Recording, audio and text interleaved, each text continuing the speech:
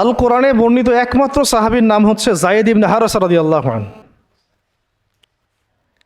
আমাদের এখানে যে ইয়াং ছেলেরা বসে আছেন সবার জন্যে যায়েদ বিন হারেসা রাদিয়াল্লাহু আনহু মহব্বত, ত্যাগ, ভালোবাসা, জীবন উৎসর্গের এবং জীবনের লক্ষ্য খুঁজে পাওয়ার একটা মূর্ত প্রতীক হতে পারে।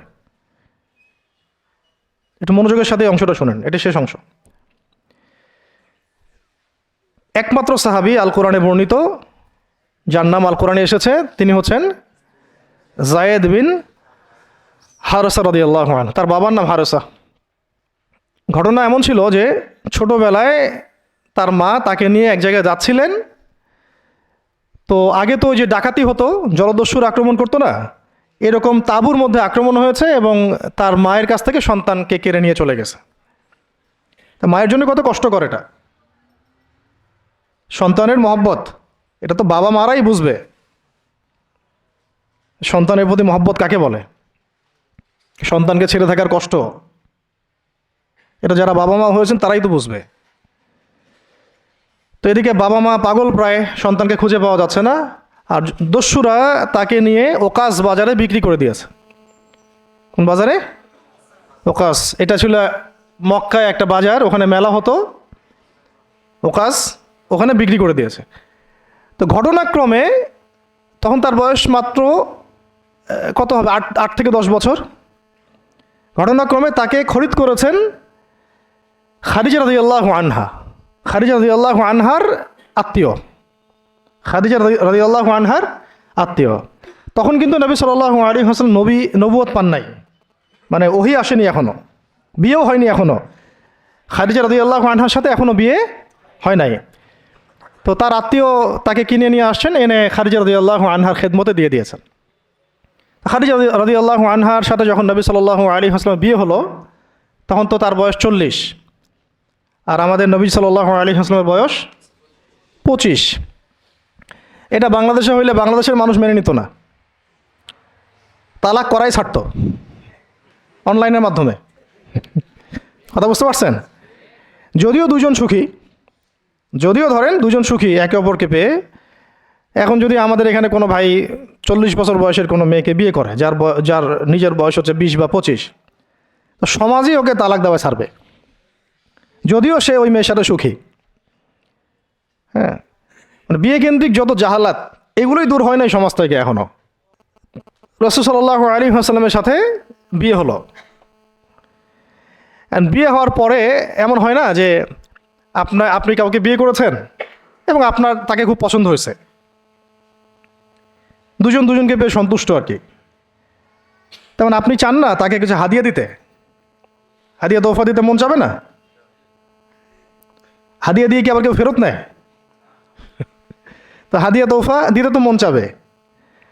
তো খাদিজা রাদিয়াল্লাহু আনহা হাদিয়া দিচ্ছেন নবী সাল্লাল্লাহু আলাইহি ওয়াসাল্লামকে যে হে মুহাম্মদ, আমার খুব প্রিয় একজন দাস আছে, আমার খুব প্রিয় একজন দাস আছে, এবং তার চেহারা দেখেই আমি বুঝতে পারি যে সে খুব বুদ্ধিমান এবং সে খুব সৎ।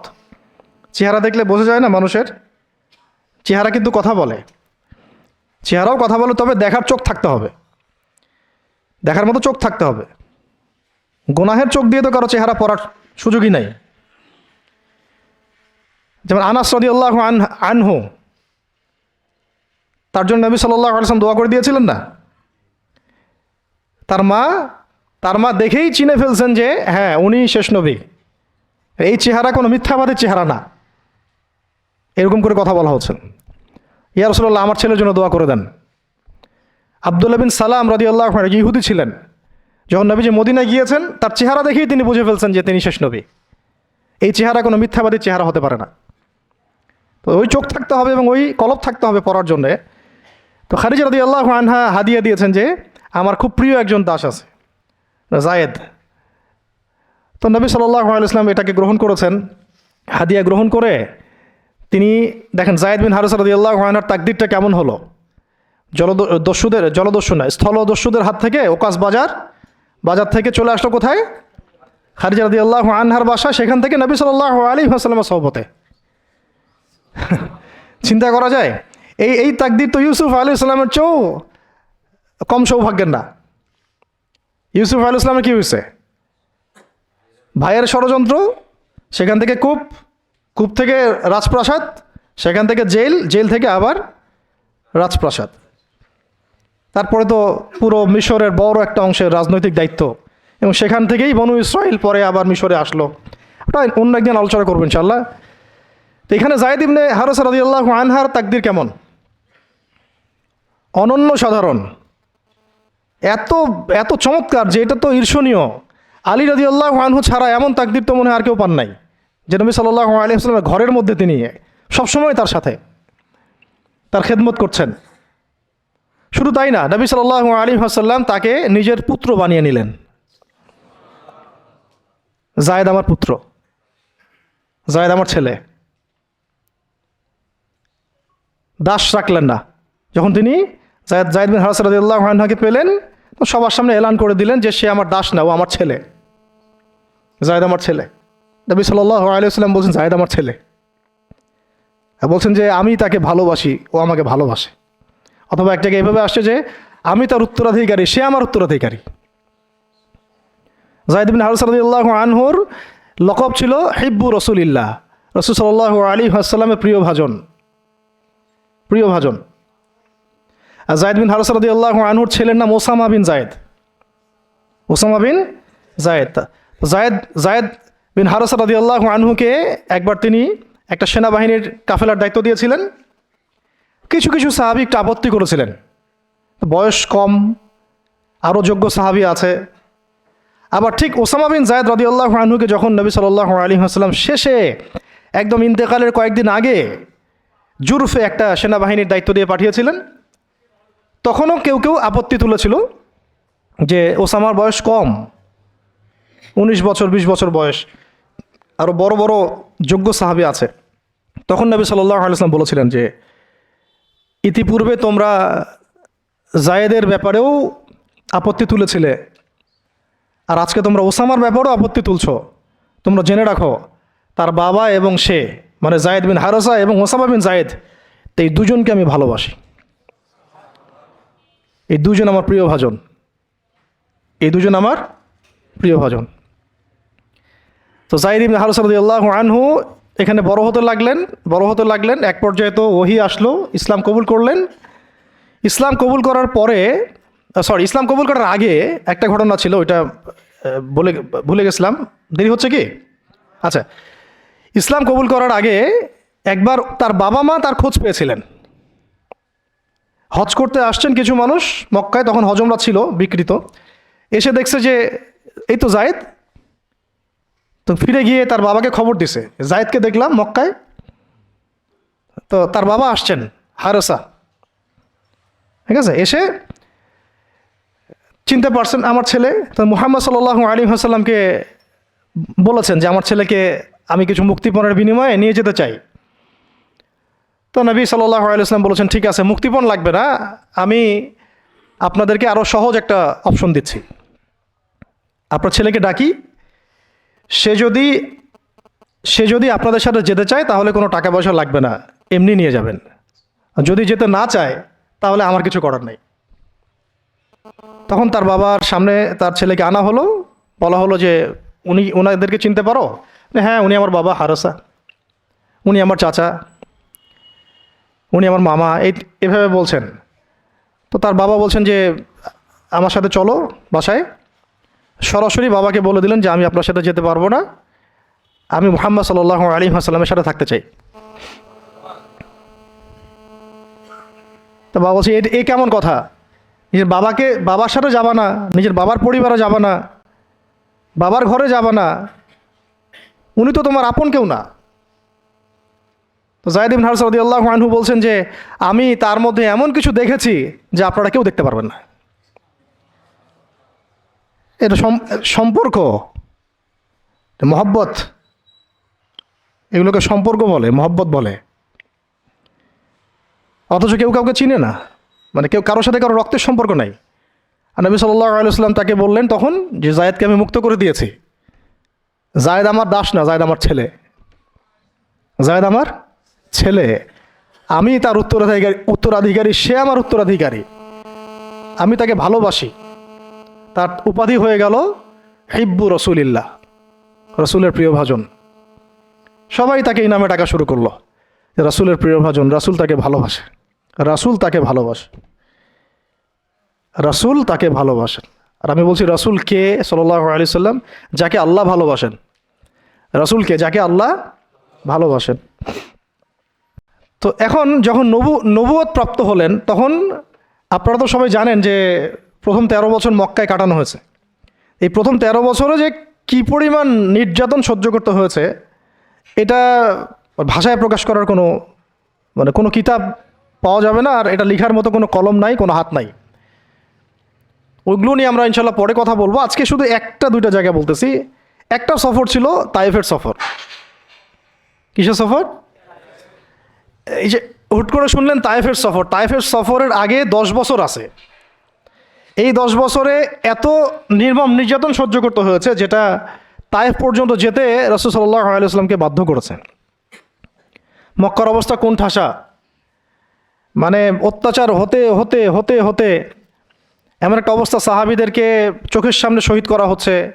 বেলাল রাদিয়াল্লাহু আনহুকে এইভাবে নির্যাতন করা হচ্ছে। সুমাইয়া রাদিয়াল্লাহু আনহাকে মেরে ফেলা হলো, শহীদ করা হলো। গরিব সাহাবীদেরকে নির্যাতনের স্টিম রোলার চালা দেওয়া হচ্ছে। এক পর্যায়ে বাধ্য হয়ে অনেক সাহাবী আবিসিনিয়াতে চলে গেলেন, ইথিওপিয়ায়। আবার 3 বছর নবী সাল্লাল্লাহু আলাইহি ওয়াসাল্লাম এবং বনু হাশেমকে বয়কট করা হলো, মনে আছে? একদম বয়কট করা হলো 3 বছর। গাছের ছাল পাতা খেয়ে সাহাবীরা থাকা শুরু করলেন।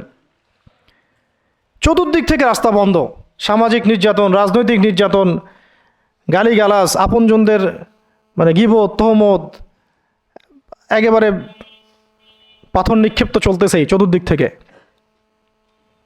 আবু লাহাব, আবু জেহেল, আবু সুফিয়ান সবাই উঠে পড়ে লাগছে। পুরো সমাজ বিরুদ্ধে চলে গেছে। এরকম হালত বোঝার জন্যও ওইরকম সিচুয়েশন ফেস করা দরকার। এটা পড়ি আমরা তো এগুলো পড়ি, এগুলো তো আমরা বুঝি না, উপলব্ধি করতে পারি না, কারণ আমরা এই ফেজগুলো দিয়ে যাই নাই। যারা টুকটাক গিয়েছেন তারা কিছুটা আঁচ করতে পারেন। এরকম একটা অবস্থায় যখন চতুর্দিক থেকে রাস্তাটা বন্ধ মনে হচ্ছে, তখন নবী সাল্লাল্লাহু আলাইহি ওয়াসাল্লাম তায়েফে গিয়েছিলেন তায়েফের 3টা বড় বড় গোত্রকে দাওয়াত দিতে। উদ্দেশ্য হচ্ছে তায়েফবাসী যদি ইসলাম কবুল করতো, তাহলে মক্কার এই কোরাইশদের বিরুদ্ধে একটা বড় সাপোর্ট পাওয়া যেত। ঠিক আছে? এটা কিন্তু একটা হিজরতও, এটাও কিন্তু একটা হিজরত। এর আগে একটা হিজরত হয়েছে আবিসিনিয়াতে, তায়েফেও। এটাতে ওই সাফল্যটা আসে নাই, তায়েফবাসী ইসলাম কবুল করে নাই। পরবর্তীতে আল্লাহ পাক মদিনাবাসীকে কবুল করেছেন। ওগুলো আমরা পরে আস্তে আস্তে আলোচনা আনবো ইনশাআল্লাহ। আজকে শুধু এতটুকু বলছি তায়েফের কথাটা।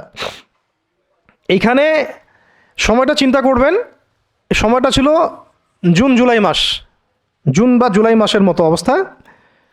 মানে কাঠ ফাটা রোদ বলতে আমরা যা বুঝি, প্রচণ্ড রোদ, প্রচণ্ড গরম, মরুভূমির উত্তপ্ত একটা অবস্থা। এই অবস্থায় মক্কা থেকে তায়েফের ডিস্টেন্স হচ্ছে প্রায় 100 কিলোমিটার, প্রায় 100 কিলোমিটার। যারা তায়েফে গিয়েছেন তারা হয়তো জানবেন, এটা পাহাড়, মাটির নিচ থেকে তায়েফ শহরটা দেখা যায়। এই যে পাহাড়ের গা বেয়ে যে উঠতে হয়, এখন তো গাড়ি আসছে, গাড়ির যুগ, এই গাড়ি দিয়ে উঠতেও এই নিচ থেকে উপর পর্যন্ত 40 কিলোমিটার, পাহাড়ের গা বেয়েই 40 কিলোমিটার রাস্তা এইভাবে সফর করে করে করে করে তায়েফের শহরের উপরে পৌঁছাতে হয়। এই কাজটা নবী সাল্লাল্লাহু আলাইহি ওয়াসাল্লাম তার সময় করেছেন পায়ে হেঁটে, তাও জুন জুলাই মাসের মতো উত্তপ্ত অবস্থায়, গরমের অবস্থায়। এবং এই সফরে নবী সাল্লাল্লাহু আলাইহি ওয়াসাল্লামের সাথে মাত্র একজন সাহাবী ছিলেন। সেই সাহাবীর নাম যায়েদ ইবনে হারেসা রাদিয়াল্লাহু আনহু, আর কেউ না, রাসূলের প্রিয় ভাজন। তাহলে বুঝতে পারছেন কত কাছের সম্পর্ক। আর কেউ না, কোনো সাহাবী না, যায়েদ ইবনে হারেসা রাদিয়াল্লাহু আনহু। ঠিক যেমন গারে সাওরে কেউ নাই, কোনো সাহাবী নাই, কে আছেন? আবু বকর রাদিয়াল্লাহু আনহু। আয়েশা রাদিয়াল্লাহু আনহা বলতেন মাঝে মাঝে যে যদি রাসূল সাল্লাল্লাহু আলাইহি ওয়াসাল্লাম জীবিত থাকতেন, তাহলে যায়েদ ইবনে হারেসা রাদিয়াল্লাহু আনহুকে মনে হয় তিনি তার পরবর্তী স্থলাভিষিক্ত হিসেবেই ঘোষণা করে দিয়ে যেতেন। এত ভালোবাসতেন তিনি তাকে। মনে হতো যেন যায়েদ বিন হারেসা রাদিয়াল্লাহু আনহুকে তিনি পরবর্তী স্থলাভিষিক্ত করে দিয়ে যাবেন, এত ভালোবাসতেন। যখন যায়েদ বিন হারেসা কোনো সফর থেকে ফিরত, আমি, আয়েশা রাদিয়াল্লাহু আনহা বলছেন, আমি রাসূল সাল্লাল্লাহু আলাইহি ওয়াসাল্লামকে এত মানে কি একটা বলছে গ্রিটিংস বলি না আমরা, অভিবাদন, এত ব্যস্ত হয়ে অস্থির হয়ে আলিঙ্গন করতে দেখি নাই যেমনটা যায়েদ বিন হারেসার ক্ষেত্রে তিনি করতেন। বহু সফরে তিনি তাকে পাঠিয়েছেন, সারিয়া অভিযানে। সারিয়া মানে যে সফরগুলোতে আমাদের নবীজি নিজে যান নাই, কিন্তু সাহাবীদেরকে পাঠিয়েছেন কোনো সামরিক অভিযান, এটাকে বলা হয় সারিয়া। আর গাজওয়া হচ্ছে এমন যুদ্ধ যেখানে নবীজি নিজে গিয়েছেন, অ্যাজ এ কমান্ডার উপস্থিত ছিলেন। তো একবার একটা সফর থেকে যায়েদ বিন হারেসা রাদিয়াল্লাহু আনহু এসেছেন। আয়েশা রাদিয়াল্লাহু আনহা বলছেন তার গায়ে, আমাদের নবীজির গায়ে সতরটা কোনো রকম ঢাকা ছিল, উপরের পোশাক নাই, মানে গায়ের উপরের পোশাকটা তিনি পরেনই নাই। এই অবস্থাতে তিনি আয়েশা রাদিয়াল্লাহু আনহার ঘরে ছিলেন। ওইখানে এসে যায়েদ বিন হারেসা রাদিয়াল্লাহু আনহু নক করেছেন দরজায়। ওই অবস্থায় তিনি উঠে গিয়ে যায়েদ বিন হারেসা রাদিয়াল্লাহু আনহুকে আলিঙ্গন করা শুরু করলেন, কপালে চুমু দেওয়া শুরু করলেন যে আমার প্রিয় ভাজন আসছে। ওই সাহাবীকে সাথে নিয়ে তিনি সফর করছেন তায়েফে। তায়েফে যাওয়ার পরে 3টা গোত্রনেতা ছিল ওখানে। অনেক বড় কথা, তো আমি অল্প করে বলছি সময় সংক্ষিপ্ততার কারণে। একটা গোত্রনেতার নাম হচ্ছে আবদে ইয়ালাইল। এর আন্ডারে বহু মানুষ ছিল। যদি সে ইসলাম কবুল করতো তাহলে ওই সবাই ইসলাম কবুল করতো, সে করে নাই। একটা গোত্রনেতার নাম ছিল আবদে মাসউদ। তার আন্ডারে বহু মানুষ ছিল এবং ধনী ধনী বড় বড় ধনী ব্যবসায়ী, রাজনীতিবিদ, সে ইসলাম কবুল করে নাই। আরেকটা লোক ছিল, তার নাম হাবিব বিন আমর, এই 3 নাম্বার গোত্রনেতা। তো সেও ইসলাম কবুল করে নাই। ইসলাম কবুল না করার কারণে এই 3টে গোত্রনেতার কাছ থেকে, আপনারা কি মনে করেছেন একদিন দাওয়াত দেওয়া হয়েছে? প্রায় 1 মাস নবী সাল্লাল্লাহু আলাইহি ওয়াসাল্লাম এই তাইফের এই ময়দানে ছিলেন, দাওয়াতের ময়দানে। কোনো কিতাবে আসছে 10 দিন, কোনো কিতাবে আসছে 15 দিন, 17 দিন, কিন্তু অ্যাপ্রক্সিমেটলি 1 মাস। এটা বিভিন্ন সিরাতের কিতাবে আসছে। এই 1টা মাস তাইফে থাকা, খাওয়া দাওয়া তো আল্লাহ ভালো জানেন কি হয়েছে। তার সাথে একজন মাত্র সাহাবী, দরজায় দরজায় দাওয়াত দেয়া, এবং সবাই দাওয়াত রিফিউজ করলো। বড় বড় 3টা গোত্রনেতাও রিফিউজ করে দিল। শুধু যে রিফিউজ করলো তা না, বরং এমন টিটকারি শুরু করলো, এমন ব্যঙ্গাত্মক আচরণ শুরু করলো যে শেষ পর্যন্ত ওই এলাকার যত ছোকরা ছিল, যুবক, তরুণ, কিশোরী বেশি আসছে বর্ণনায়, এদেরকে লেলিয়ে দেওয়া হলো, সবার হাতে পাথর উঠিয়ে দেওয়া হলো যে এই ব্যক্তি মাজনুন, নাউযুবিল্লাহি মিন যালিক। মাজনুন মানে পাগল, এই ব্যক্তি কাযযাব, এই ব্যক্তি মিথ্যাবাদী, এই ব্যক্তি সাহের, এই ব্যক্তি জাদুকর। কাকে বলা হচ্ছে? সবাই মিলে পাথর মারো তাকে, নাউযুবিল্লাহি মিন যালিক। দৃশ্যটা একটু চিন্তা করেন। 10 বছর মক্কায় দাওয়াত দেওয়ার পর চতুর্দিক থেকে কুরাইশদের নির্যাতন, নিপীড়ন, শারীরিকভাবে, মানসিকভাবে, আত্মিকভাবে, সামাজিক বয়কট, 3 বছর গাছের ছালপাতা খেয়ে পাহাড়ের পাদতলে জীবন কাটানো বনু হাশেমের। আবার আমুল হুজনও হয়ে গেছে। ওই একই বছরে কয়েকদিনের মধ্যেই চাচা আবু তালেবও ইন্তেকাল করেছেন, খাদিজা রাদিয়াল্লাহু আনহাও ইন্তেকাল করেছেন। কি অবস্থা ওই সময় চিন্তা করে, কি কষ্টের সময়, কীরকম কষ্টের সময় আমরা তো উপলব্ধি করতে পারবো না। আমরা তো গাজাবাসীর কষ্ট উপলব্ধি করতে পারি না, রাসূল আর সাহাবীদের কষ্ট কি উপলব্ধি করতে পারবো? এই অবস্থায় আশার আলো নিয়ে তায়েফে যাওয়া, সেখানে গিয়ে যে 1 মাস এই মেহনত করার পর এই অবস্থা, সমস্ত ছোকরারা পাথর মারা শুরু করলো। কি পাথর মারার সেই গতি, যেখানে পাথর মারা হয়েছে ওই জায়গা আমরা দেখে আসছি আলহামদুলিল্লাহ। কি পাথর মারার গতি! এমন পাথর মারা হচ্ছিল যে রাসূল সাল্লাল্লাহু আলাইহি ওয়াসাল্লামের মানে গায়ে লেগে রক্ত বের হতে হতে সেই রক্ত দিয়ে পায়ের যে জুতাটা আছে, এই জুতাটা আটকে গেছে, এইভাবে জুতা খোলা যাচ্ছে না। রাসূলুল্লাহ সাল্লাল্লাহু আলাইহি ওয়াসাল্লাম পা থেকে জুতা খোলা যাচ্ছে না, রক্তে আটকে গেছে। আর মানুষ বলছে পাগল, মিথ্যাবাদী, হ্যাঁ, জাদুকর, জিনে আসর করছে, মানুষ বলতেছে এগুলা। রাজনৈতিক ক্ষমতা চায় মনে হয়, হ্যাঁ, অর্থ চায় মনে হয়, দুনিয়ার জৌলস মনে হয় চায়, আমাদের ঐক্য বিনষ্ট করতে আসছে। মারো একে, মেরে বিদায় করো এখান থেকে। কোন পর্যায়ে গেলে মানুষ এই কাজ করতে পারে? কি পরিমাণ ক্ষোভ থাকলে মানুষ এই কাজটা করতে পারে? আর কার এগেনস্টে করছে? আল্লাহর প্রিয় হাবিব,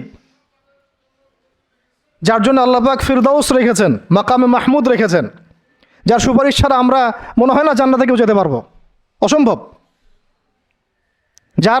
যার সুপারিশ ছাড়া বিচার শুরুই হবে না কিয়ামতের মাঠে, হিসাব নিকাশ শুরুই হবে না, জান্নাত তো বহু দূরের কথা। জান্নাতের দরজাও খোলা হবে না যিনি আগে না ঢোকা পর্যন্ত। তাকে মানুষ সেভাবে মারা শুরু করলো, রক্ত ঝরতেছে। এই সময়ে এই সাহাবী যায়েদ ইবনে হারেসা রাদিয়াল্লাহু আনহু নিজের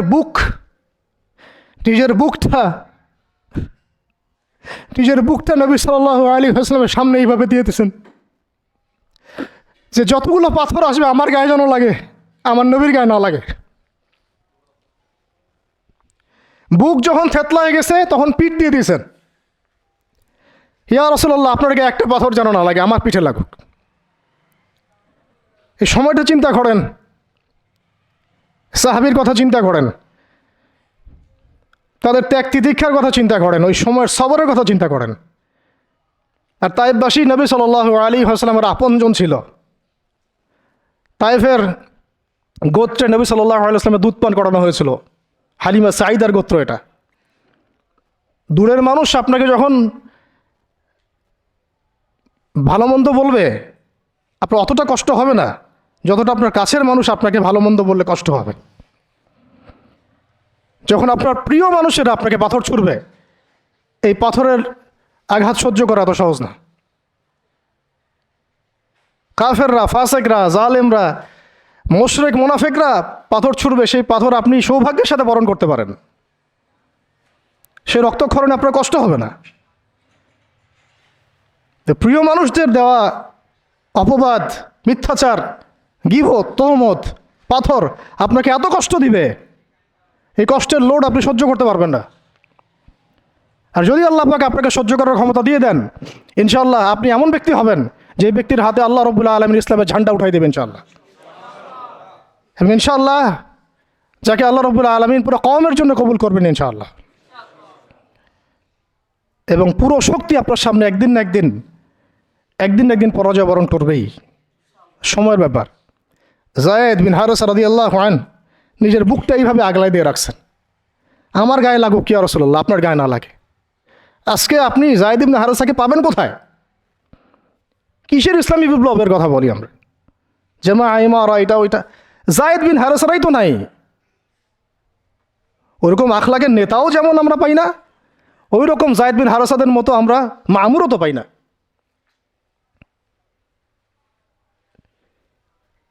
বরং এখন তো এমন যুগ চলতেছে যে মানুষ সামান্য দুনিয়াবী স্বার্থের কারণে, সামান্য দুনিয়াবী স্বার্থ, একটু মোহ, একটু দাম্ভিকতা, একটু অহংকার, একটু জিদ, একটু রাগ, একটু ক্ষোভ ইত্যাদির কারণে মানুষ, নিজের প্রিয় মানুষ আপনাকে মানুষের হাতে উঠাই দিতে পারে।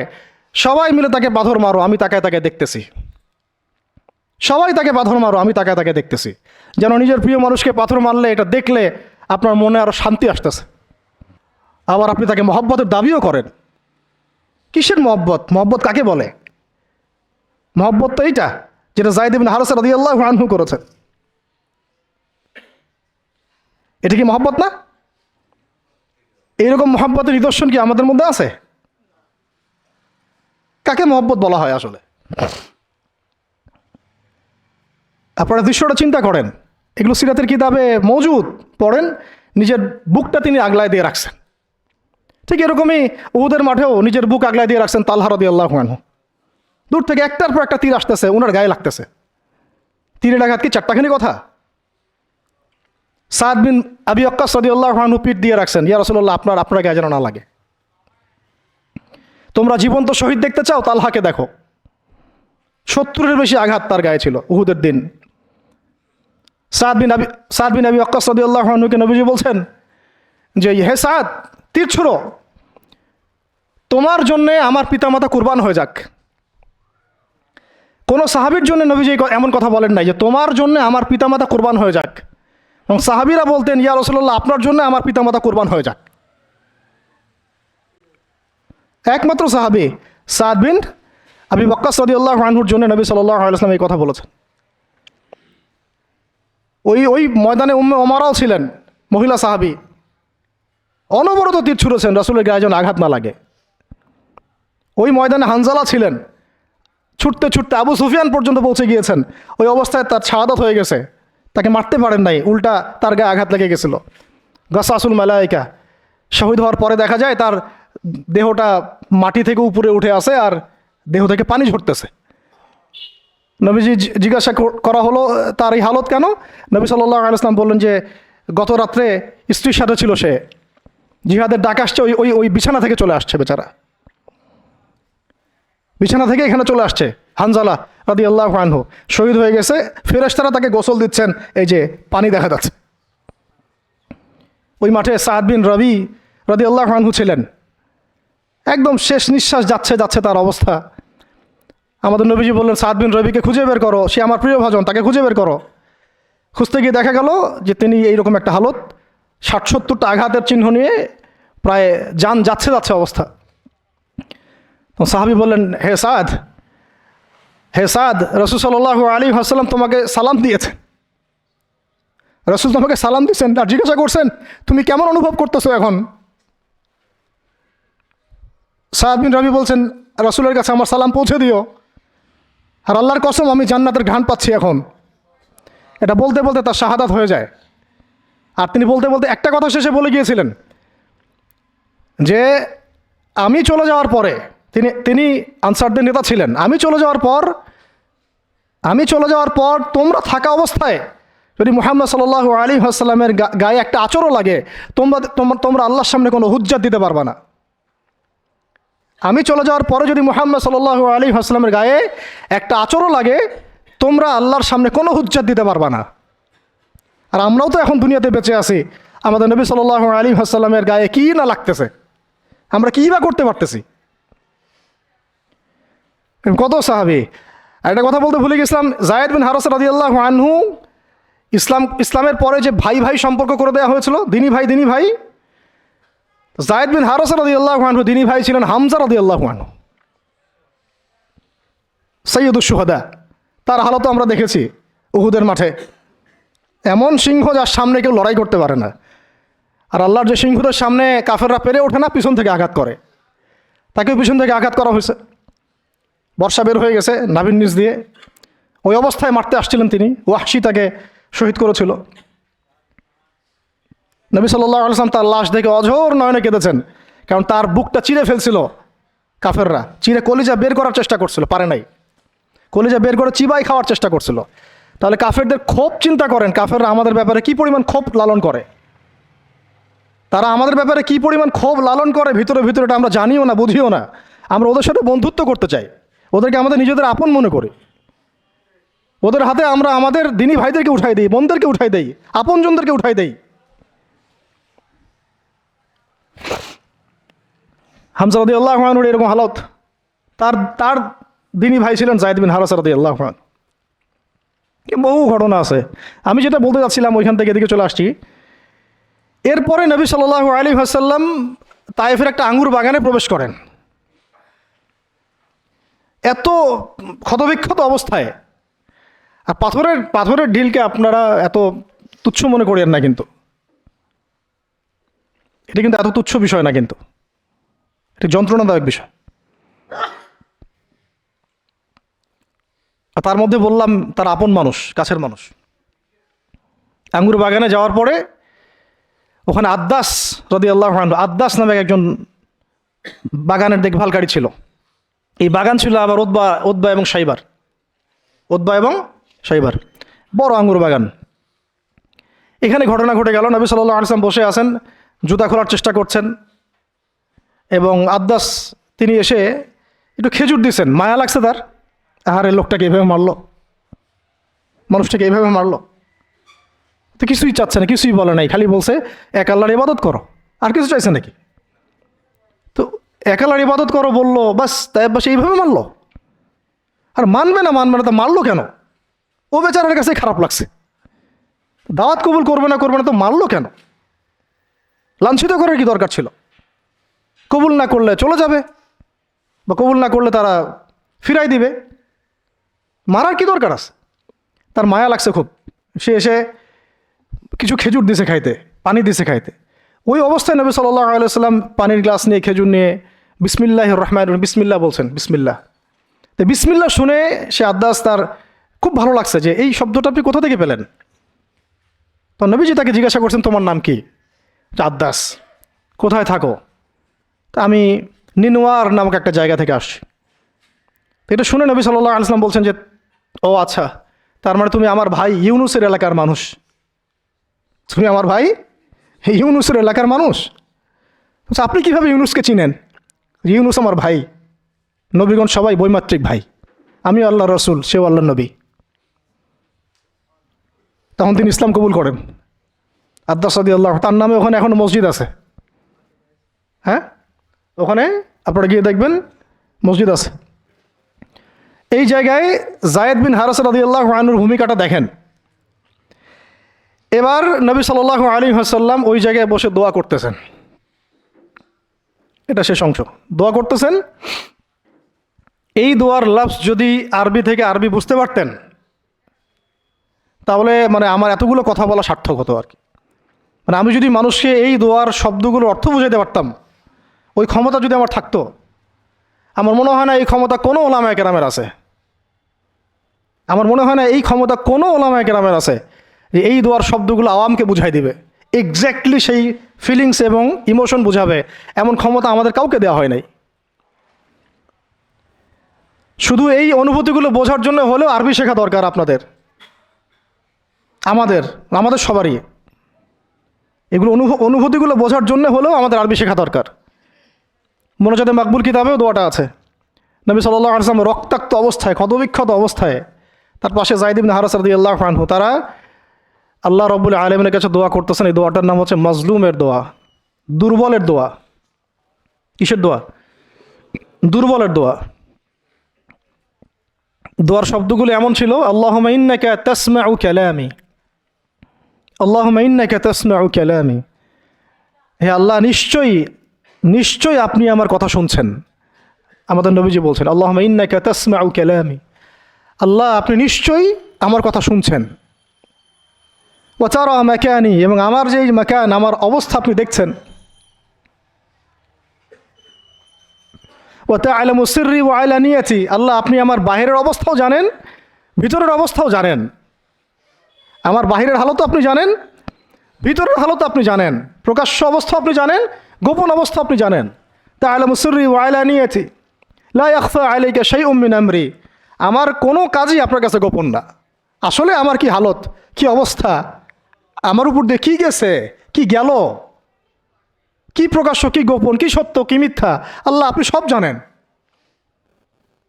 বলা কথা না বলা কথা সব আপনি জানেন। তা'লামু সিররি ওয়া আলানিয়াতি লা ইয়াখফা আলাইকা শাইউম মিন আমরি। এরপরে নবীজি বলছেন, ওয়া আনাল বাইসুল ফাকিরুল মুস্তাগীসুল মুস্তাজির আল ওয়াজিলুল মুশফিকুল মুকির আল মু'তারিফু বিযামবি। এক একটা শব্দ কীভাবে বোঝাবো আপনাদেরকে, আমার কাছে ভাষা নাই। আল্লাহ আমি দুর্দশাগ্রস্ত, আমি ফকির, আমি জিল্লতির শিকার, আমার অপরাধ আমি চিনতে পেরেছি। মানে এমন এমন শব্দ যেটা একজন নবী ছাড়া কারো মুখ দিয়ে বের হওয়া সম্ভব না। এমন এমন শব্দ যেটা ওহী ছাড়া সম্ভব না। আসআলুকা মাসআলাতাল মিসকিন, মিসকিনরা যেভাবে তোমার কাছে চায় আল্লাহ, আমি সেভাবে তোমার কাছে চাচ্ছি। ওয়া আবতাহিলু ইলাইকা ইবতিহালাল মুযনিবিয যালিল, একজন মানুষকে যখন অপদস্থ, লাঞ্ছিত করা হচ্ছে, সেই মানুষ যেভাবে আপনার কাছে চায়, আমি সেইভাবে আপনার কাছে চাচ্ছি।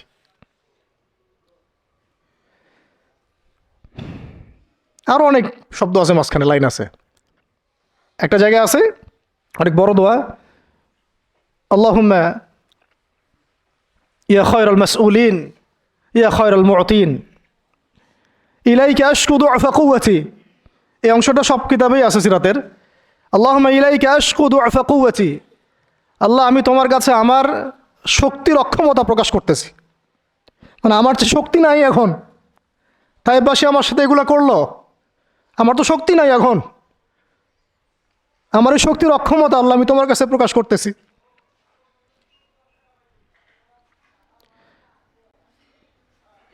ইলাইকা আশকুদু আফা কুওয়াতি, আমার শক্তির যে কুওয়াতের অক্ষমতা, দুর্বলতা আমি তোমার কাছে প্রকাশ করতেছি।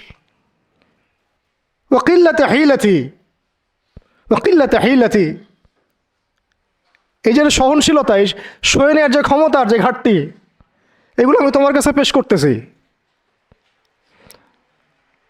ওয়াহাওয়ানি আলান নাস, ওয়াহাওয়ানি আলান নাস, আর এই যে পুরো মানুষ, তায়েফের পুরো মানুষ আমার সাথে যা করলো, তাদের সাথে লড়াই করার যে আমার অক্ষমতা, বা তাদেরকে বুঝানোর যে অক্ষমতা আমার, তাদেরকে যে আমি বুঝাতে পারতেছি না, এটা যে আমার অক্ষমতা, এই হালত আমি তোমার কাছে পেশ করতেছি। আল্লাহুম্মা ইলাইকা আশকু দুআফা কুওয়াতি ওয়া কিল্লাতা হিলাতি ওয়া হাওয়ানি আলান নাস। কি শব্দ! বলছি ইলা মান তাকিলুনি, আল্লাহুম্মা ইলা মান তাকিলুনি, আল্লাহ তুমি আমাকে কাদের হাতে ন্যস্ত করলা, আল্লাহ তুমি আমাকে কাদের হাতে ন্যস্ত করলা। ইলা আদুইন বাঈদিন ইয়াতাহাজ্জামুনি, আমাকে ঘর থেকে এত দূরে এনে, সেই মক্কা থেকে কত দূরে, আমাকে ঘর থেকে এত দূরে নিয়ে এসে আল্লাহ তুমি তোমার শত্রুদের হাতে আমাকে ন্যস্ত করলা। ইয়াতাহাজ্জামুনি, যারা চতুর্দিক থেকে আমাকে পাথর মারতেছে। কি আবেগ দোয়ার মধ্যে, কি ভাষা, কি লফজ! ইলা আদুইন বাঈদিন ইয়াতাহাজ্জামুনি, তুমি আমাকে আল্লাহ ঘর থেকে বের করে এত দূরে নিয়ে আসলা, শত্রুদের হাতে সোপর্দ করলা, তারা আমাকে চতুর্দিক থেকে পাথর মারতেছে।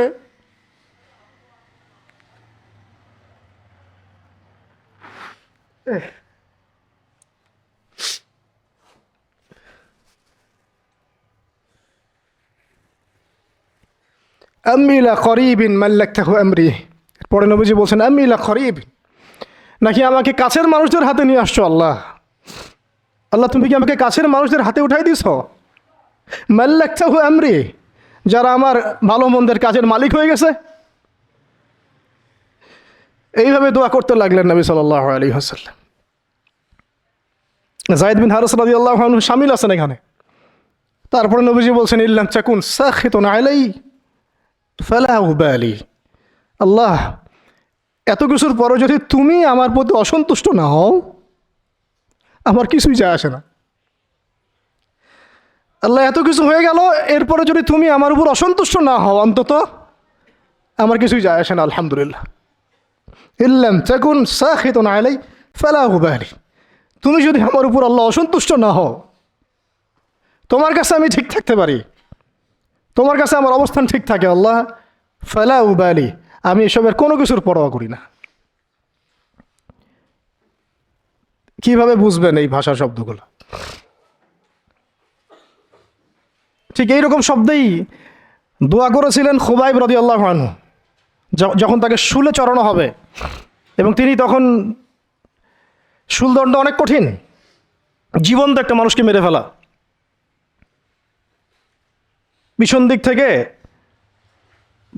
লোহা আছে না, এগুলো প্রবেশ করিয়ে মাথা দিয়ে বের করে দেয়। শুলদণ্ড, খুবাইব বিন আদি রাদিয়াল্লাহু আনহুকে শুল দেওয়া হয়েছে। এটা রাজির ঘটনা, সিরাতে পড়বেন, রাজির ঘটনা। ট্র্যাপে ফেলে হত্যা করা হয়েছে। যখন তাকে শুলে দেওয়া হচ্ছে, তখন তাকে বলা হয়েছে যে তোমার জায়গায় যদি মুহাম্মদকে হত্যা করা হয়, তুমি কি খুশি হবা? তোমাকে ছেড়ে দিয়ে যদি মুহাম্মদকে হত্যা করা হয়?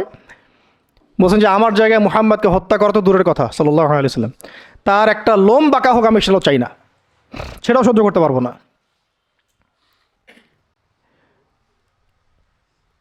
এরপর তিনি বলছিলেন, এই যে আমি বললাম ইল্লাম তাকুন সাখিতুন আলাইয়া ফালা উবালি, এরকম দোয়া খুবাইব রাদিয়াল্লাহু আনহু করেছেন। তিনি বলছিলেন তখন, লাস্তু উবালি হিনা উকতালু মুসলিমান, লাস্তু উবালি হিনা উকতালু মুসলিমান, যখন আমাকে মুসলমান হিসেবে শহীদ করে দেওয়া হচ্ছে আমি কোনো পরোয়াই করি না।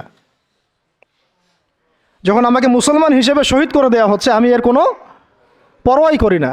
লাস্তু উবালি হিনা উকতালু মুসলিমান আলা আই শাক্কিন কানা ফিল্লাহি মাসরাই, আমাকে হত্যা করার সময় যেদিকেই তোমরা পাশ ফিরাও না কেন, ওই পাশ আল্লাহর জন্যে। ওয়াযালিকা লিলাহ ওয়াযালিকা যাতুল ইলাহি ওয়া ইন ইয়াশা। আর তিনি তো এমন জাতের ইলাহ, এমন ইলাহ, তিনি একজন, আল্লাহর কথা বলা হচ্ছে, তিনি এমন একজন ইলাহ, তিনি যদি চান ইউবারিক আলা ফি কুল্লি শিলউইম মুমাজ্জাহ, তিনি আমার কেটে ফেলা প্রত্যেকটা হাড়ে এবং মাংসে বরকত দিয়ে দিবেন। এইভাবে তাকে হত্যা করা হয়েছে। খুবাইব রাদিয়াল্লাহু আনহু প্রতারণা করে ট্র্যাপে ফেলা হয়েছে। এরকম বীরে মামুনাও ঘটনা ঘটছে, এরকম 70 জন সাহাবীকে ট্র্যাপে ফেলে হত্যা করে দেওয়া হয়েছে। তো আপনারা সতর্ক থাকবেন। এই ঘটনার পরে বহু ঘটনা হয়েছে, সিরাতে হিজরত হয়েছে। উম্মে আইমান একজন সাহাবী ছিলেন, কি নাম, নবী সাল্লাল্লাহু আলাইহি ওয়াসাল্লামের অনেক প্রিয় ভজন। তিনি নবী সাল্লাল্লাহু আলাইহি ওয়াসাল্লামকে ভরণ পোষণ মানে লালন পালন করেছেন, কিন্তু তিনি দেখতে কালো ছিলেন। খুব সুন্দরী নারী যেমন এমন না, ঠিক আছে। তিনিও ওই দাসের শ্রেণীর মধ্যেই ছিলেন। তাকে তো সবাই সচরাচর বিয়ে করতে যাচ্ছে না। তো নবী সাল্লাল্লাহু আলাইহি ওয়াসাল্লাম বলেছিলেন একবার যে তোমাদের মধ্যে কেউ আসো জান্নাতের একটা মেয়েকে বিয়ে করবা? তোমাদের মধ্যে কি এমন কেউ আসো যে জান্নাতি একটা মেয়েকে বিয়ে করবা? উম্মে আইমান, হ্যাঁ আমার প্রিয় ভাজন উম্মে আইমান, উনি তো এমন সাহাবী ছিলেন, নবী সাল্লাল্লাহু আলাইহি ওয়াসাল্লাম সম্মানার্থে, তার সম্মানার্থে চাদরও বিছাই দিয়েছেন উম্মে আইমান। আমি একটু ভুল হইতে পারি জায়গাটা, আপনারা একটু দেখে নিন। তো নবী সাল্লাল্লাহু আলাইহি ওয়াসাল্লাম যখন উম্মে আইমানের কথা বলেছেন, তখন অনেকেই দাঁড়ায় নাই বিয়ে করার জন্যে।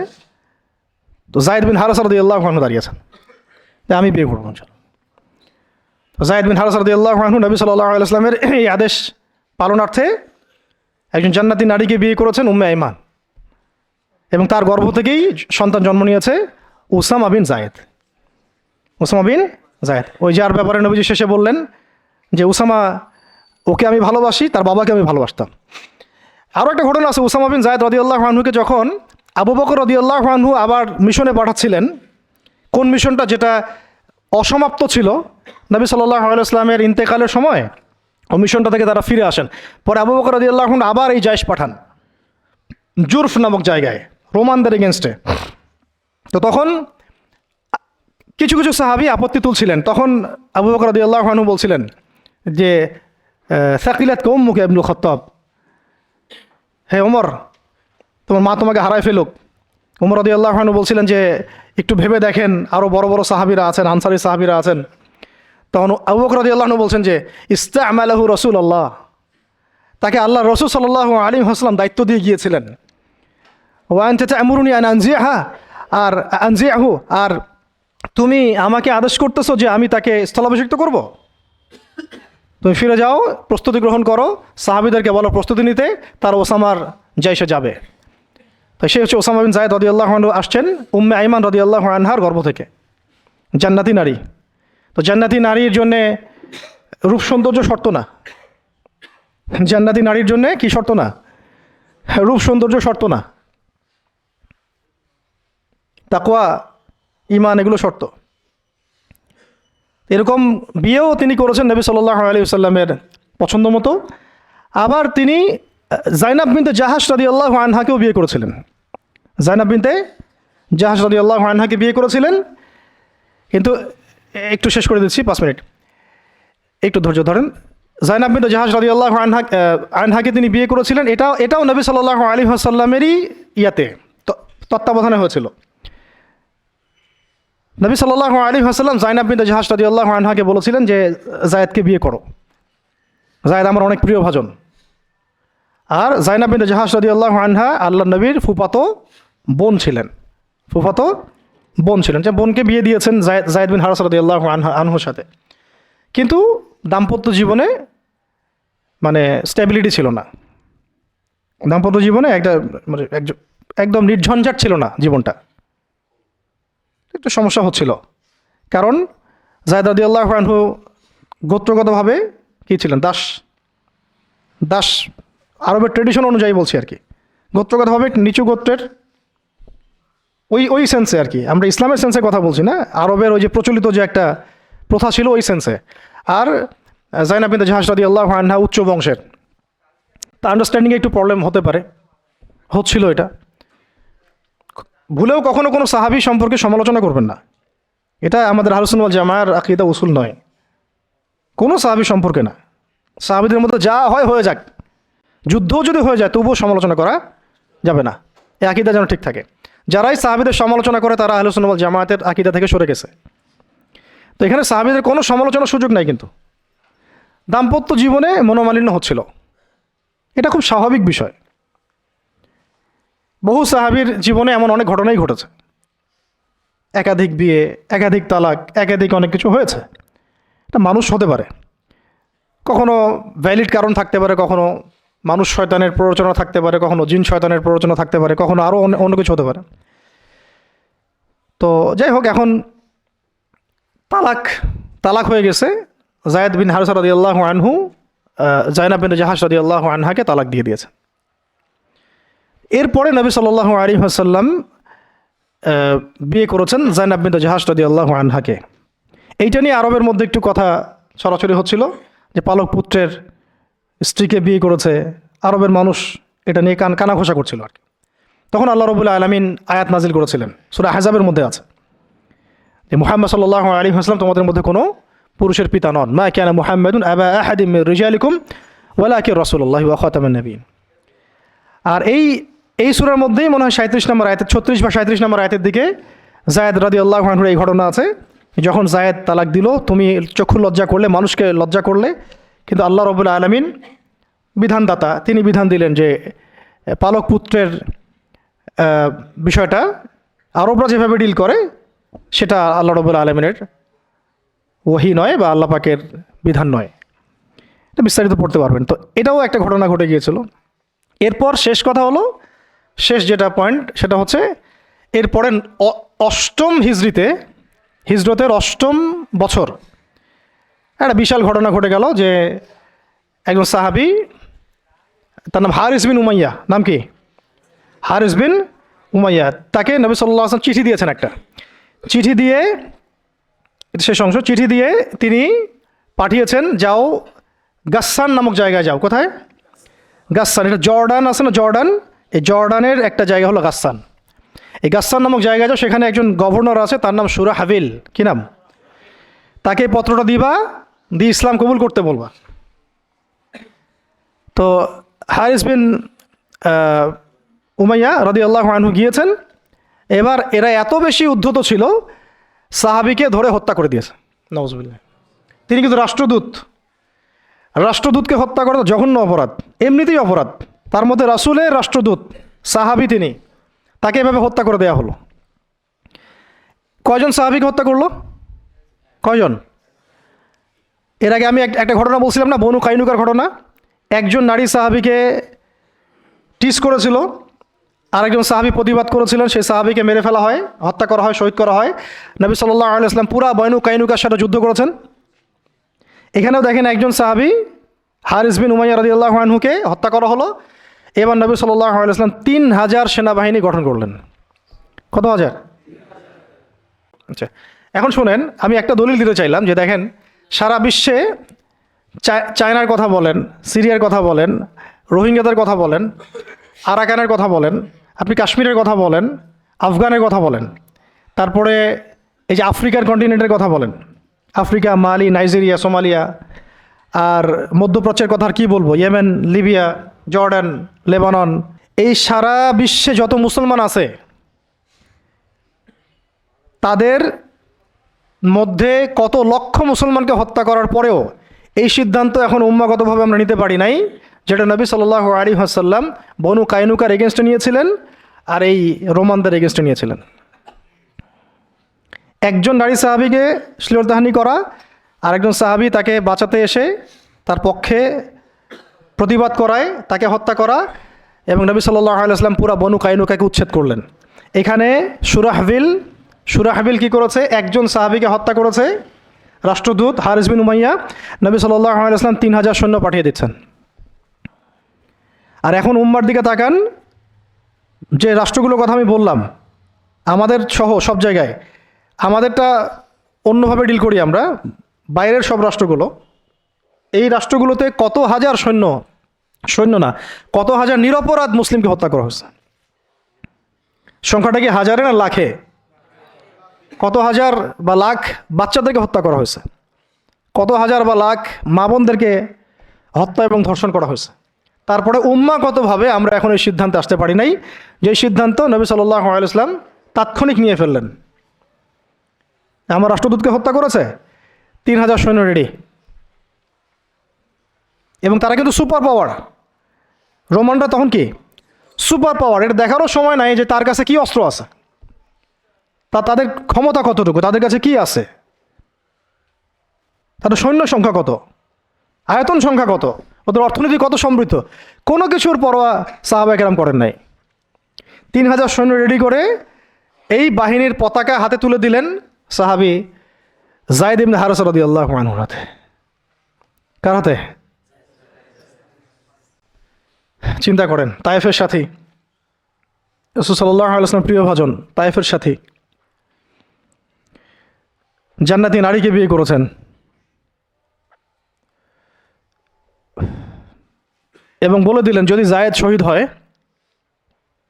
যদি জায়েদ শহীদ হয়, কথার বলার উদ্দেশ্যই হচ্ছে জায়েদ শহীদ হবে, জায়েদ শহীদ হবে, হতে পারে ইনশাআল্লাহ। তাহলে পতাকা উঠায় নেবে আবদুল্লাহ বিন রওয়াহা রাদিয়াল্লাহু আনহু। যদি আবদুল্লাহ বিন রওয়াহা শহীদ হয়, পতাকা উঠাই নেবে জাফর ইবনে আবি তালেব। যদি জাফর শহীদ হয় বা আবদুল্লাহ বিন রওয়াহা শহীদ হয়, তাহলে পতাকা তোমাদের মধ্য থেকে কাউকে তোমরা আমির বানায় নিও। হ্যাঁ, পরে ছিল সেখানে খালিদ বিন ওয়ালিদ রাদিয়াল্লাহু আনহু। তো তিনি তখন নতুন নতুন ইসলাম কবুল করেছেন, তাই সবার আগে তাকে আমির করা হয় নাই। তো খালিদ বিন ওয়ালিদ রাদিয়াল্লাহু আনহু প্রায় 100টার মতো যুদ্ধ করেছেন ইসলামের পক্ষে, কোনো যুদ্ধে তিনি হারেন নাই, কোনো যুদ্ধে পরাজয় বরণ করেন নাই। উহুদের যুদ্ধে বিপর্যয় তো তার হাত দিয়ে হয়েছে, তাই না? তো তিনি যুদ্ধ কৌশলে অনেক পারদর্শী, খালিদ বিন ওয়ালিদ রাদিয়াল্লাহু আনহু। এখানে আমরা ফোকাস করতেছি একজন সাহাবীর দিকে, বাকি অন্য ঘটনা ইনশাল্লাহ অন্যদিন হবে, আজকে শেষ করে দিচ্ছি। যায়েদ ইবনে হারেসা রাদিয়াল্লাহু আনহুর হাতে পতাকা দেওয়া হল। হ্যাঁ, তো তিনি গেলেন ওখানে, যখন যাওয়ার পরে দেখলেন যে সুবহানাল্লাহ, কোথায় আমরা 3000, আর এদের মধ্যে তো রোমান সৈন্যই 1 লাখ। রোমান সৈন্য হচ্ছে 1 লাখ সৈন্য, এটা কোনো যুদ্ধ হয় নাকি? 1 লাখ সৈন্য একদিকে 3000 সৈন্য দাঁড়ায় আছে, এটা কোনো যুদ্ধ হয় কখনো? এই যুদ্ধ, এইরকম সৈন্য সংখ্যা থাকলে, এরকম কুওয়াতের ব্যাপার থাকলে, কোনো স্কলারশিপ অফ ইসলামও এখন বলবে না যে ওদের সাথে যুদ্ধ করা জায়েজ। কোনো আলেমও মনে হয় ভুলেও ফতোয়া দিবে না যে তাদের সাথে যুদ্ধ করা জায়েজ হতে পারে। তোমরা কি পাগল হয়েছো তাদের সাথে যুদ্ধ করতে যাও? ওদের 1 লাখ, তোমাদের 3000। বাংলাদেশের মুসলমান, পাকিস্তানের মুসলমান, আফগানের মুসলমানদের কি আছে? ভারতের এত বড় বড় পারমাণবিক অস্ত্র আছে। ভাবটা তো এইরকমই না। এবং এগুলোকে হিসাব কিতাব করে অনেকেই, অনেক কাফেররা বলে বলুক, মানে ফাসেকরা বলে বলুক, মোরতাদরা বা রামবাম প্রগতিশীল, এরা তো যা ইচ্ছা তাই বলেই, ওদের কথা আমরা কখনো দেখিও না। কিন্তু ইসলামপন্থী বহু মানুষও বলে যে তোমরা তো সুইসাইড করতে চাচ্ছ, দেখি সুইসাইড অ্যাটেম্প্ট হবে এটা। ওরা এত শক্তিশালী, আমাদের কিছুই নাই, অর্থনীতি দুর্বল, জনবল দুর্বল, আমাদের সংখ্যা দুর্বল, অস্ত্রশস্ত্র দুর্বল। মুসলমানরা কখন এগুলোর বলে কখনো জয়লাভ করে নাই। মুসলমানরা জয়লাভ করেছে সবসময় ইমানের বলেই, এটা ছিল মূল হাতিয়ার। তারপরে যুগের প্রয়োজনে আধুনিকতার প্রয়োজন আছে, সেটা ইমান বিবর্জিত না, ইমানটা সবার আগে। তো ইমানই তো পরাজয়, অস্ত্র দিয়ে তো আর কিছু করতে পারবেন না। তো জাতিগতভাবে আমরা ওই জায়গায় হাঁটতেই পারি নাই, ওই পথে আমরা হাঁটতে পারি নাই। শুধু দাওয়াত দিয়ে সারা বিশ্বে খিলাফা কায়েম হবে না। যারা বলে দাওয়াতই একমাত্র মেহনত, শুধুমাত্র দাওয়াত দিয়ে সারা বিশ্বে খিলাফা কায়েম হবে না, ইসলামী ইমারা কায়েম হবে না। আপনারা 100 বছর দাওয়াত দিতে থাকেন, ইমারা কায়েম হবে না। শুধু দাওয়াত দিয়ে রাসূল সাল্লাল্লাহু আলাইহি ওয়াসাল্লাম একেবারে আরব আজম এইটা জয় করেন নাই। দাওয়াতের সাথে জিহাদও ছিল। হ্যাঁ, এটা আলাদা আলোচনা যে এটা শর্ত কী হবে, প্রস্তুতি কী হবে, উসুল কী হবে, এটা আলোচনা করতে চাইলে আলোচনা হতে পারে। আলোচনার তো জায়গায় রাখেন নাই আপনারা, সব তো বন্ধ, তো দরজাই বন্ধ। বরং এগুলো নিয়ে যারাই 2-4টা কথা বলছে ওরা তো শেষ, সমাজই ওদেরকে মেনে নেয় নাই। ইসলামপন্থী ভাই বোনরাই মেনে নেয় নাই, কাফেররা মানা তো বহুত দূরের কথা। কাফেররা তাদের মাথার দাম নির্ধারণ করছে আর কি। কিন্তু আস্তে আস্তে বিশ্ব এদিকে যাবেই, আমরা চাই আর না চাই, আমরা যাই আর না চাই, ওয়ার্ল্ড এদিকে যাবে, আখিরুজ্জামান এদিকেই যেটা থাকবে। তো আল্লাহ পাক আমাদের নসিবে যদি এটা থাকে এবং আমাদের উপরে যদি এটা কোনো না কোনোভাবে অবধারিত হয়ে যায়, আল্লাহ পাক আমাদেরকে কুওয়াতের সাথে অংশ নেওয়ার তৌফিক দেন। এবং সব দিক থেকে, আধ্যাত্মিকভাবে, ইমানের দিক থেকে, আমলের দিক থেকে, আখলাকের দিক থেকে, সমাজের দিক থেকে, জ্ঞানের দিক থেকে আল্লাহ পাক ওই রকম চেতনা এবং প্রস্তুতি আমাদের মনের মধ্যে দান করে দেন। প্রস্তুতি তো আগে মনের বিষয়। তো শেষ করতেছি, এবার এই যায়েদ ইবনে হারেসা রাদিয়াল্লাহু আনহু এখানে আলোচনা হচ্ছে, আমরা কি যুদ্ধ কালকে করব, নাকি মদিনা থেকে সৈন্য পাঠাতে বলবো, নাকি আমরা অন্য কোনো পথে যাব, নাকি ব্যাকফুটে যাব, নাকি পত্র পাঠাবো রাসূলকে জানাবো বিষয়টা। তো দেখা গেল পরের দিন সৈন্য 1 লাখ না, সৈন্য 2 লাখ সৈন্য, আরও গাসসানি গোত্রের বিভিন্ন জায়গা থেকে আরবরা আসছে, আরও 1 লাখ। এবার ফতোয়া কোন জায়গায় যাইতো আমরা হইলে? ফতোয়া যাইতো একটা জায়গায়, এখান থেকে পালাই হিজরত করো, এখান থেকে পালাই হিজরত। তোমরা কি জানো না নিজের জান বাঁচানো ফরজ? আর সুবহানাল্লাহ, এমন একটা ব্যাপার জানেন, শয়তানও কোরআন হাদিস থেকে দলিল দিতে পারে। হ্যাঁ, আমার অভিজ্ঞতা থেকে আমি দেখছি, আমার অভিজ্ঞতা থেকেও দেখছি একটা, যে একজনকে বলা হচ্ছিল যে এটা না আপনার আমার মাঝে চুক্তি হয়েছে। হ্যাঁ, তো এই চুক্তি মানতে আপনার অসুবিধা কোথায়? সে বলতেছে যে এই চুক্তি যখন হয়েছে তখন আমি বুঝতে পারি নাই যে কোনটা ঠিক কোনটা বেঠিক। তো এখন বুঝতে পারছি যে এটা ঠিক ছিল না, আর হাদিসে আছে মুমিন এক গর্তে যেন 2 বার না যায়। আমাকে হাদিস দিয়ে দলিল দিয়ে দিল, কি বুঝলেন? তো এমন একটা অবস্থা যে দলিল কোরআন হাদিস থেকে এখন মনে হয় শয়তানও দিতে পারে। আল্লাহ পাক আমাদেরকে হেফাজত করেন। তো আলেমদের সংস্পর্শে থাকতে হয় এই কারণেই, তাহলে আমরা বুঝতে পারবো না যে আসলে কোনটা পরিশুদ্ধ দলিল, গ্রহণযোগ্য দলিল। শেষ কথা হচ্ছে, এবার দেখা গেল 2 লাখ সৈন্য, এখানে আলোচনা হচ্ছে যুদ্ধ হবে কি হবে না। একজন সাহাবী আব্দুল্লাহ বিন রওয়াহা, যিনি কমান্ডার ছিলেন পরে, তিনি বললেন যে তিনি এমন একটা জ্বালাময়ী বক্তব্য দিলেন, ওই বক্তব্য শুনে সাহাবায়ে কেরাম একদম ডিটারমাইন্ড হয়ে গেলেন যে কালকে যুদ্ধ হবে।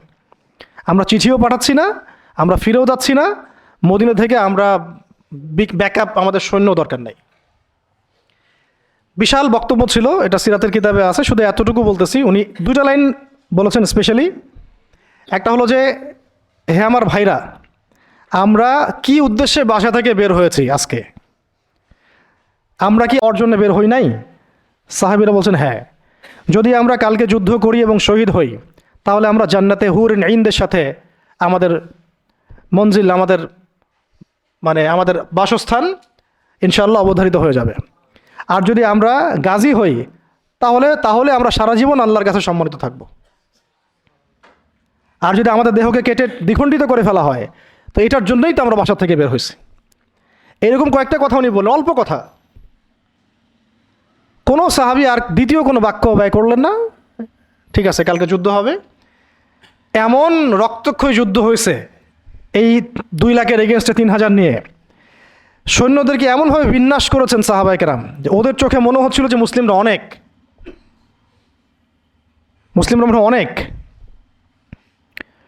খালিদ বিন ওয়ালিদ রাদিয়াল্লাহু আনহু বলছেন যে ওই দিন শুধু আমার হাতেই 9টা তরোয়াল ভেঙে গেছে। মানে কাফেরদেরকে মারতে মারতে মারতে মারতে এমন একটা অবস্থা হয়েছে আমার 9টা তরোয়াল ভেঙেই গেছে।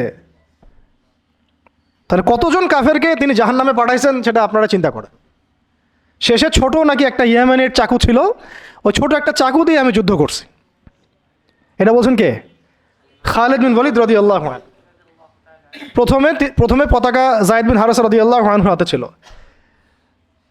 ওনার ঘোড়া উনি ছুটিয়েছেন, শত্রু বাহিনীর যে এই সারিগুলো, কাতারগুলো, এটাকে ভেদ করে সামনে চলে গেছেন। তার যতগুলো আঘাত সবগুলো দেহের সামনের দিকে বেশি, পিছনের দিকে নাই। মানে পিছন থেকে আক্রমণ করতে তাকে পারতেছে না। আর যে মানুষ তায়েফের বুকে পাথর নিয়ে এখানে আসছেন, যে মানুষের জীবনে এত চড়াই উতরাই চলে গেছে, এবং যে মানুষ তার প্রিয়তমাকেও ছাড়তে হলো, সেই মানুষের জন্য শাহাদাতের চেয়ে সৌভাগ্যের আর কী হতে পারে, আর কাঙ্ক্ষিত আর কী হতে পারে? দুনিয়া তো তার দেখা শেষ, দুনিয়া তো তার দেখা শেষ।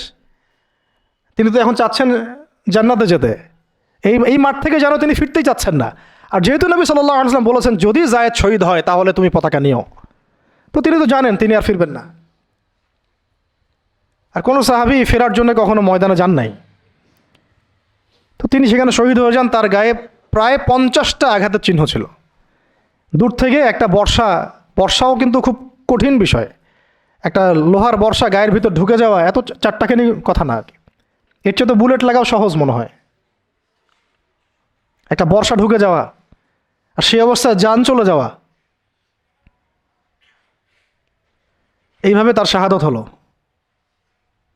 যায়েদ ইবনে হারিসা রাদিয়াল্লাহু আনহুর নাম ইতিহাসে অমর হয়ে থাকলো। এরপরে পতাকা হাতে নেন আব্দুল্লাহ বিন রাওয়াহা রাদিয়াল্লাহু আনহু, তার ব্যাপারে ইনশাআল্লাহ আরেকদিন কথা হবে। তিনি তো নিজের মনে ঘোড়ার পা কেটে ফেলছেন, তিনি এবং জাফর ইবনে আবি তালিব রাদিয়াল্লাহু আনহু, তারা ঘোড়ার পা কেটে ফেলছেন যাতে ঘোড়ায় চড়ে পালিয়ে যাওয়ার কোনো সুযোগ চিন্তাও মাথায় না আসে। এবং তিনি একটা কবিতা আবৃত্তি করেছিলেন। আব্দুল্লাহ বিন রাওয়াহা রাদিয়াল্লাহু আনহু অনেক বড় মাপের কবি ছিলেন, এত সুন্দর লিখতে পারতেন, কবিতা আবৃত্তি করতে পারতেন, বলতে পারতেন, এটা অনন্য ছিল তার কাছে। খন্দকের দিন তিনি কবিতা আবৃত্তি করছিলেন, আল্লাহুম্মা লাউলা আনতা মাহতাদাইনা ওয়ালা তাসাদ্দাকনা ওয়ালা সাল্লাইনা, এরকম করে কবিতা আবৃত্তি করছিলেন।